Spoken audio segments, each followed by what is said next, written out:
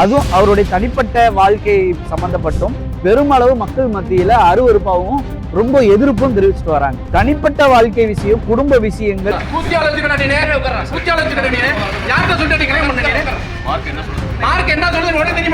சொந்த வியாபார சம்பந்தமான விஷயங்கள் அவங்க சைடு பேசிக்கணுமே தவிர அவங்க சைடுல யாருமே பேசல. கேவலப்படுத்தணும்னு நினைக்கிறது இழிவான செயல். அவர் அந்த மாதிரி ஏமாற்றக்கூடிய நபரும் இல்லை. இவரை பேரை கெடுத்து விட்டுறணும், ஒரு மனிதருடைய மானம் புனிதமானது அப்படின்னு ஒதுங்கிய ஒரு கேவலமான ஒரு செயல் என்பதை நாம இந்த விஷயத்துல இருந்து புரிஞ்சுக்கணும். என்ன சம்பவமே தெரியாம நிச்சயமாக இழிவு தான் கொடுக்கும். தமிழ் டாக்ஸ் நேயர்களுக்கு வணக்கம். இன்னைக்கு நம்ம பார்க்க போறது ரீசெண்டா ஒரு சில நாட்களுக்கு முன்பாக ஒரு நபரை பத்தி ரொம்ப யூடியூப், ஃபேஸ்புக் எல்லாத்துலயும், இன்ஸ்டாகிராம் எதோ ஓப்பன் பண்ணி பார்த்தாலும் ட்ரெண்டிங்கா ஒரு நபரை பத்தி பேசிட்டு வந்தாங்க. அதுவும் அவருடைய தனிப்பட்ட வாழ்க்கை சம்பந்தப்பட்டும் பொதுவான ஒரு வாழ்க்கையை சம்பந்தப்பட்டு இணைச்சு பேசிட்டு இருந்தாங்க.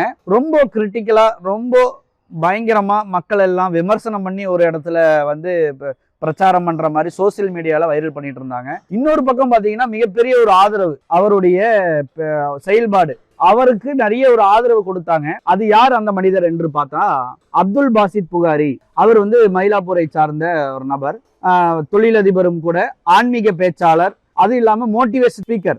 மக்களுக்கு தேவையான ஒரு விஷயங்களை டெய்லியுமே பேசக்கூடியவர். நிறைய மக்களை, குறிப்பா இளைஞர்களை கெட்ட விஷயங்கள் இருந்து, மது, போதை, இது போன்ற நிறைய கெட்ட விஷயங்கள் இருந்து அவர் மாத்தி இந்த நல்ல வழியில கொண்டு வந்திருக்கிறாரு அப்படின்ற மாதிரி சோசியல் மீடியால ஃபுல்லா அவரை பத்தி, அவருடைய பேரை போட்டாவே அவர் பேசின உரைகள்லாம் வெளியே வரும். அப்போ அந்த உரைகள்லாம் பார்க்கும் பொழுது எந்த ஒரு மனிதர்களா இருக்கட்டும், பொதுவாக சிந்திக்கக்கூடிய, பொதுவா பார்க்கக்கூடிய எல்லா மக்களும் அது சரி, இவர் பேசுறது சரியான விஷயம்தான், சரியான கருத்து தான் என்று ஏற்றுக்கொள்ளக்கூடிய அளவுக்கு நல்ல அற்புதமான பேச்சாளர், நல்ல குணம் படைத்தவர் என்று சொல்லி மக்கள் எல்லாம் கூட சொல்லிட்டு இருந்தாங்க. ஆனா சமீப நாட்கள், ஒரு 2 நாட்களுக்கு முன்னாடி திருச்சியில என்ன செஞ்சிருக்கிறாங்க, அவரை வரவழைத்து உட்கார வச்சு என்ன செஞ்சிருக்கிறாங்கன்னா தனிப்பட்ட வாழ்க்கையை பத்தி ரொம்ப அவதூறாகவும் ரொம்ப காரசாரமான பேச்சு, வீடியோ எடுத்து ரொம்ப வைரல் பண்ணாங்க. அது என்ன விஷயம் அப்படின்னா, அவரு சில நபர்களோடு சேர்ந்து தொழில் வியாபாரம் செஞ்சுட்டு இருந்தார். ஹோட்டல், ஷாப்பிங் மால்ல கடைகள், அந்த டேட்ஸ் பேரித்தம்பளம் கடை ஷாப்பிங் மால்ல வச்சது, ஹோட்டல் ஈசிஆர் ரோட்ல, மவுண்ட் ரோட்ல ஒரு குழுவா சேர்ந்து ஒரு 10-15 நபர்களோடு சேர்ந்து தொழில் செய்து வந்துட்டு தான் இருந்தாரு. நல்லபடியாக தொழில் செஞ்சுட்டு வந்துட்டு இருந்தாரு. தொழில் செஞ்சுட்டு இருக்கிற முதலீட்டாளர்களுக்கும் நல்ல லாபத்தையும் கொடுத்துட்டு வந்துட்டு இருந்தாருன்றத பணம் கொடுத்தவங்களும் சொல்லி இருக்கிறாங்க. ரீசெண்டா என்ன ஆச்சுன்னு தெரியல, தொழில் நஷ்டமாக ஆரம்பிச்சிருச்சு. அவருக்கு அவர் பணம் கொடுத்தவர்களுக்கு சரியான லாபத்தை கொடுக்க முடியல. அவர் ஒரு இக்கட்டான நெருக்கடியான சூழ்நிலையில மாட்டிக்கிறாரு. அந்த நேரத்துல ஒரு பிரச்சனை வருது. அந்த பிரச்சனை எப்படி சமாளிக்கிறது அப்படின்றத பொறுமையை காத்துட்டு இருக்கிறாரு. அதற்கு அடுத்ததா பார்த்தோம்னா அவருடைய குடும்ப விஷயம். அவர் 2வது திருமணம் செஞ்சுட்டாரு அப்படின்ற மாதிரி, முறைப்படி 2வது திருமணம் செஞ்சுட்டாரு அப்படின்னு ஒரு விஷயம் வருது. அந்த விஷயத்தையும் இந்த விஷயத்தையும் மிங்கிள் பண்ணி ஒரு சில நபர்கள் என்ன செய்யறாங்கன்னா, இவர் மீது வேணும்னே இவரை பேரை கெடுக்கணும் அப்படின்ற ஒரு கூட்டம் கிளம்பி இருக்குது. திருச்சியை சார்ந்த ரஃபீக் என்ற மனிதர் என்ன செஞ்சிருக்கிறாருன்னா, அந்த வீடியோல சொல்லும் பொழுது இவர் படம் நடிச்சிருக்கிறாரு. இவர் செய்த செயல்கள் எல்லாம் யூடியூப்ல பேசினது, மக்களுக்கு சேவையா, சமுதாய சேவையா செஞ்சது. அவர் சொல்வார் ஒரு விஷயத்தையும், ஆனா மக்கள்கிட்ட கேட்கும் பொழுதும் கூட இவர் எந்த ஒரு ஆதாயத்தை எதிர்பார்த்து கூட அந்த விஷயங்கள்லாம் பண்ணல. இவர் சுயநலத்துக்காண்டி எந்த ஒரு இதையும் பயன்படுத்திக்கல. இவர் தொழில் செய்வாரு, வருவாரு, போவாரு, மக்களுக்கு இவரால் முடிந்த உரைகள் மூலமாக, பேச்சு மூலமாக ஏதோ நல்ல செயலை செய்யறதுக்கு முயற்சி எடுப்பாரு. நிறைய விஷயங்கள் செஞ்சிருக்கிறாரு. தமிழ்நாடு மட்டுமல்லாமல் கேரளா, கர்நாடகா, மலேசியா, சிங்கப்பூர் போன்ற எல்லா மாநிலங்களுக்கும் முடிஞ்ச அளவுக்கு, பெரும்பளவுக்கு எல்லா மாநிலத்திலையும் போய் என்ன செஞ்சிருக்கிறாரு, அவருடைய பிரச்சாரம் செஞ்சிருக்கிறாரு. மக்களுக்கு அவரால் என்ன முடியுமோ, அவருடைய திறமையால், அவருடைய பேச்சால் எவ்வளவு முடியுமோ அவருடைய பணம் செலவழித்து பயணம் செஞ்சு எல்லா இடத்துலயும் என்ன செஞ்சிருக்கிறார், பிரச்சாரம் பண்ணி இருக்கிறாரு. இதை நாம சொல்லல, மக்கள்கிட்ட நேரடியாக கேட்டறியும் பொழுது, அவருடைய நண்பர்கள்ட்ட கேட்டறியும் போது சொல்லக்கூடிய விஷயங்கள். இது ஒரு புறம். அந்த ரஃபீக் என்ற மனிதர் என்ன சொல்றாருன்னா, நீங்க கல்யாணம் பண்ணாம அருவருப்பான அசிங்கமான வார்த்தையை சர்வசாதாரணமா பயன்படுத்துற குட்டியால நீ வச்சிருந்த அப்படின்றாரு. 10 கோடிக்கு மேல நீ ஏமாத்தி இருக்கிற பணம் வாங்கி, இது வந்து வியாபாரம் யார் பண்ணாங்களோ அவங்களுக்கும் சார்ந்த விஷயம். குடும்பம் விஷயமா இருக்குதுன்னா அவருக்கும் அவர் குடும்பத்தை சார்ந்த விஷயமா இருக்கும். இது பொது வழியில வந்து ஒருத்தரை வந்து அவமானப்படுத்துறது, அசிங்கப்படுத்துறது என்ற இந்த செயல் வந்து பெருமளவு மக்கள் மத்தியில அருவருப்பாகவும் ரொம்ப எதிர்ப்பும் தெரிவிச்சுட்டு வராங்க.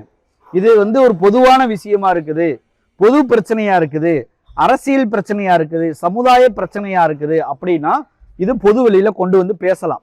இப்போ உதாரணமா நிறைய விஷயங்களை வந்து அரசியலை பத்தி பேசுறாங்க, நிறைய விஷயங்களை வந்து பொது வெளியில பேசுறாங்கன்னா பொது வெளியில எதெல்லாம் பேசணுமோ அதை தான் பேசணும். தனிப்பட்ட வாழ்க்கை விஷயம், குடும்ப விஷயங்கள், சொந்த வியாபார சம்பந்தமான விஷயங்கள் வந்து அவங்க சைடு பேசிக்கணுமே தவிர அவங்க சைடுல யாருமே பேசல. இப்போ பாதிக்கப்பட்ட பெண் ஒருத்தர் சொன்னாங்க, கல்யாணம் முடிச்சு அந்த பெண் யாரும் பேசல.